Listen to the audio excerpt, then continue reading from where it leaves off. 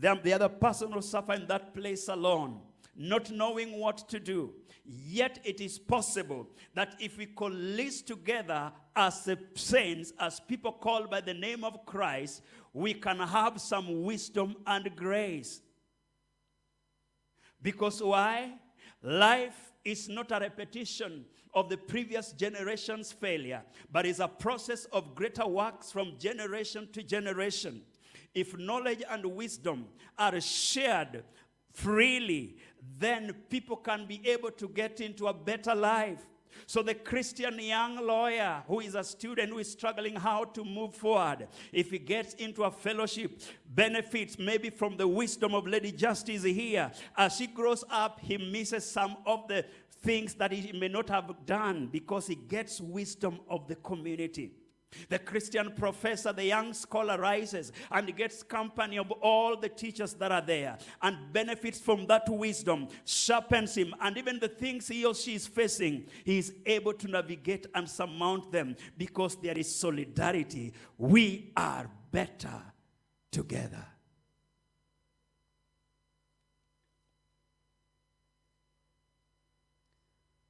And so that kind of loneliness and aloofness is one of the factors that reduces the impact of our witness. As we will going to look at the early church to see, is their case different and how did they succeed? But the second thing I propose is that a church will live or die by the people that come in that church. If a church is alive, it is because the people who come are alive and active. If the church is dying, it is because the people who come are themselves in that state. A pastor in Oklahoma who took over a small church and tried everything he could to revive the congregation, to bolster its numbers and to get the people active. But as time went on, nothing worked at all. This pastor tried, and he did the final thing. He announced both to its congregation and in the local newspaper that the church is officially dead. And Sunday afternoon, there would be a funeral or burial service for the church. That Sunday afternoon, the church was packed to capacity and to overflowing. Some people peeping through the window. They had never seen that number of people before. The pastor got up to the pulpit to preach, and there was a casket with the flowers on top of it. The church was laid in the casket, and they had come for its funeral service. The pastor preached about the eulogy of the church and how the church is over. He invited the people to come and give their last respect to the departed church. And as you come to do so, he told them, you will discover the reason for the death of the church. So as brethren passed, they came and looked in. All of them were embarrassed, because at the right angle inside the casket was a mirror, so that everyone who passed by, they saw themselves, their own reflection in the mirror, the reason for the death of the church. You see, ladies and gentlemen, CITAM's vision is about community. Do you know it? How does it state? A community of believers impacting the world. Indeed, our last year's relaunched a new strategic plan says that our core objective is people. To connect, to inspire, and to empower. It's about the people. You see, ladies and gentlemen, the church is the greatest company in the world. It is the greatest organization in the world. I dare say, we belong to the greatest company and organization in the world. I know there are a lot of organizations and companies that are doing great things in the world, that they are trying to better the life of the society. But I say we belong to the greatest company in the world. The church is that greatest company. Don't you know one? We have a product that works universally. You have a product that works universally. You can take the gospel to anywhere in the world, be it Timbuktu, be it Ur of Chaldeans, and when plainly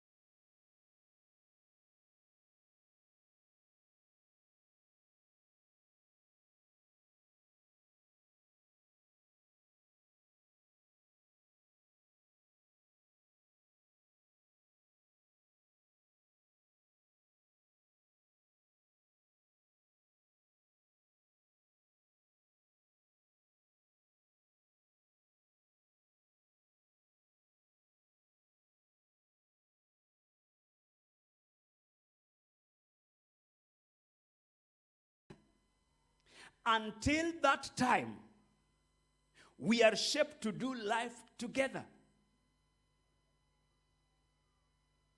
We are part of this church community. Church is not a spectator sport. That is not it. It requires collaboration, involvement of all. It is a team activity. We are better together. We function best when we are together. That is how we have been wired. It is about fellowship. It is about community. You can't thrive as a Christian without fellowship. There is a difference between someone who goes to church and the one who realizes that I am the church. In Acts 2 is the New Testament demonstration of the Old Testament promises and declarations of God. The New Testament church is born on the day of Pentecost. God designed people to live their lives together. This is the first church. It is the original church. It is the prototype of the church. A life shared together because we are better together. That is how the church works.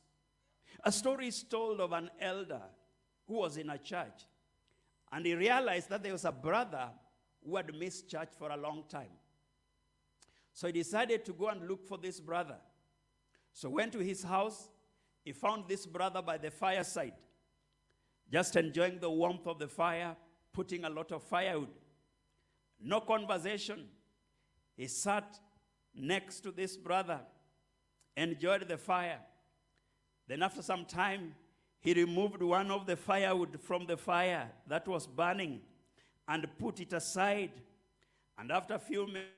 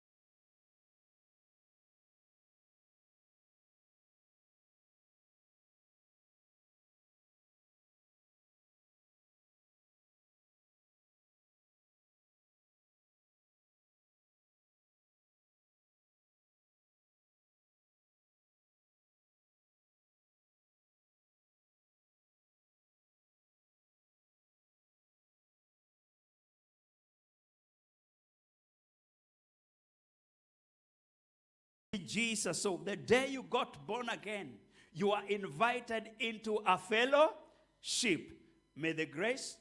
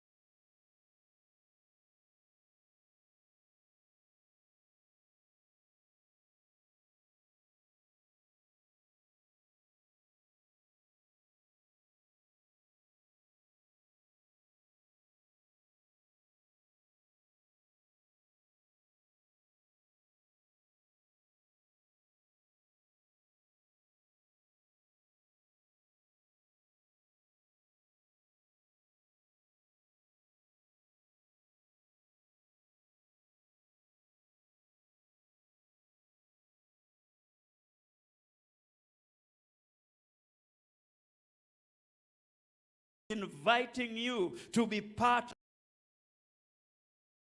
of fellowship as we enjoy with the Father. So Peter is inviting them to believe so that there can be forgiveness of sin, so that they receive the gift of the Spirit that the Father has promised to them and to those that he will call. And the Bible says they were cut to their heart. If you're looking for a good sermon, people must be cut to their heart. Qualities of a good sermon. The Bible says, they ask, what must we do? And the Bible says, 3,000 people God saved that day. And verse 42 gives us, state the verse again. And they continue studying the apostle doctrine and fellowship. If you study from verse 42 and to 47, you realize the word fellowship is about there three times. Now, the word fellowship